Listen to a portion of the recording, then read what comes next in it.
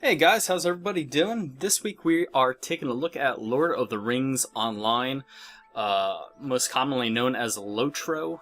I don't know about you guys, but the Lord of the Rings, The Hobbit, Middle-earth, the whole high fantasy realm runs deep within my veins, and I'm sure it does with a lot of you guys as well, especially if you're into these type of RPGs or really, I mean, any sort of high fantasy at all.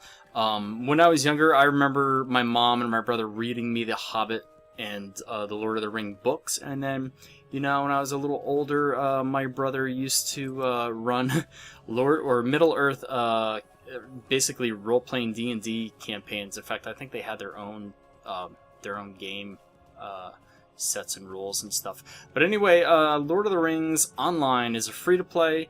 It used to be a paid subscription. It is a AAA title. It's put out there by Turbine, the same makers of DDO or Dungeons & Dragons Online, which is also another fantastic game. This game is a little dated. I mean, it's been out for quite a while now, for, I don't even know, I think of like 8 years or something like that.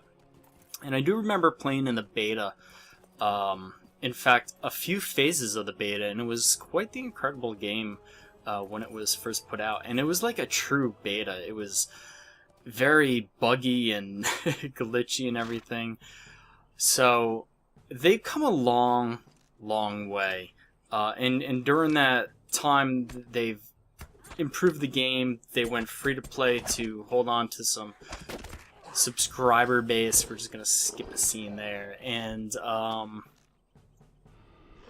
they've added a lot of stuff. Obviously, the LOTRO store that you find in a lot of these free-to-plays, they give you little bonuses, like we have here, a small pile of scraps now. Myself and my brother, we play on the Arkenstone server.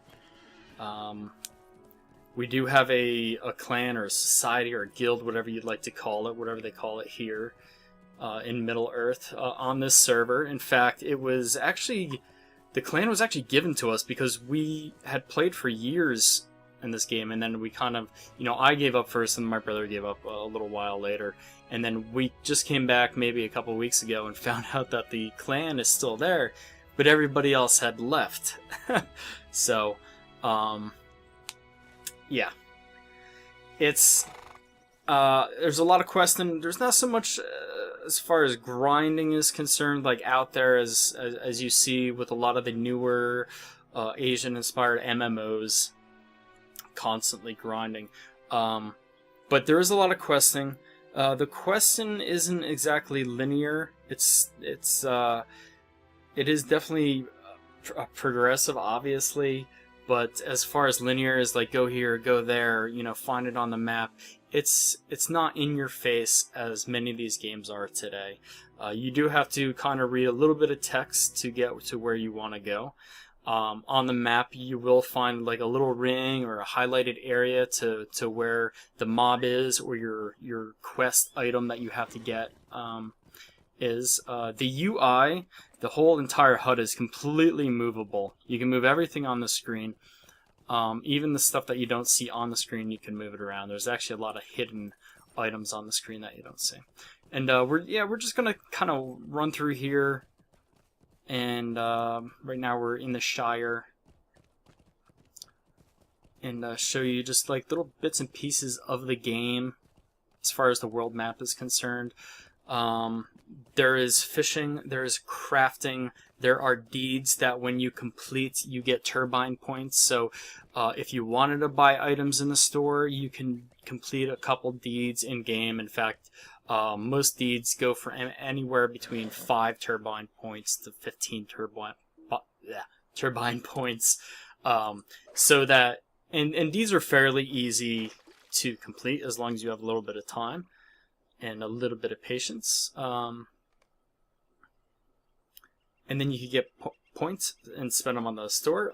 I do have the subscription, so what you see here, like I have all the bags and a lot of different things that the free-to-play may not get. Like, you won't get all 4 or 5 bags in a free-to-play. You'll get 3.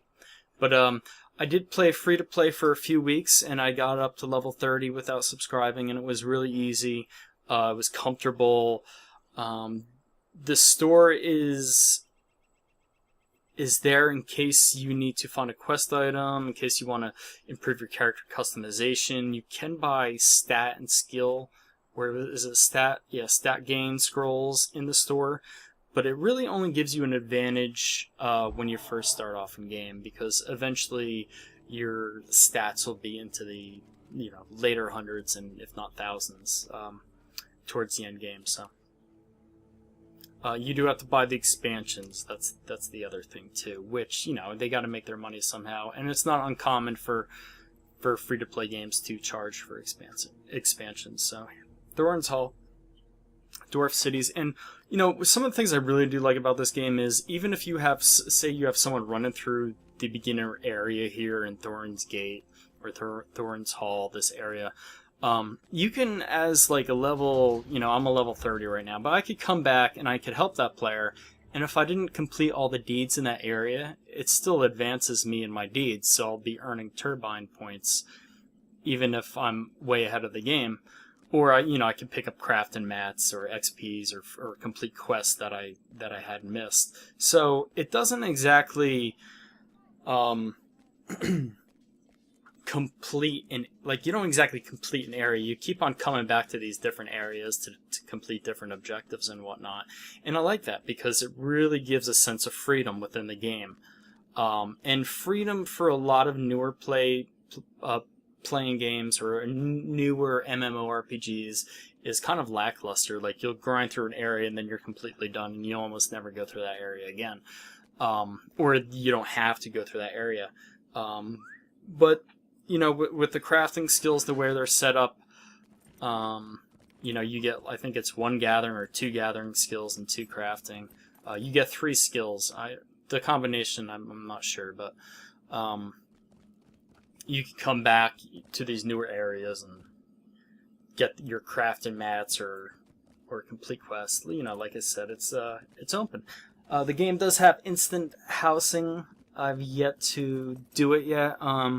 But it is on my list. It's one of the items that I really wanted in an MMO. For me, it's important to have customizable housing. I'm not completely impressed with the way it's set up in this game. It is instance, but it's instance with other housing, so you do see actual other players, which I do like. I'd rather have like open world style like Ultima Online, but you can't have that because Ultima Online is pretty much unique in that it has the only housing system of its kind. So, yeah. If you guys want to check this game out, if you're looking for a clan or if you're looking for a society to join, Asliel on Arkenstone. And thanks for watching. I'll see you in the next vid.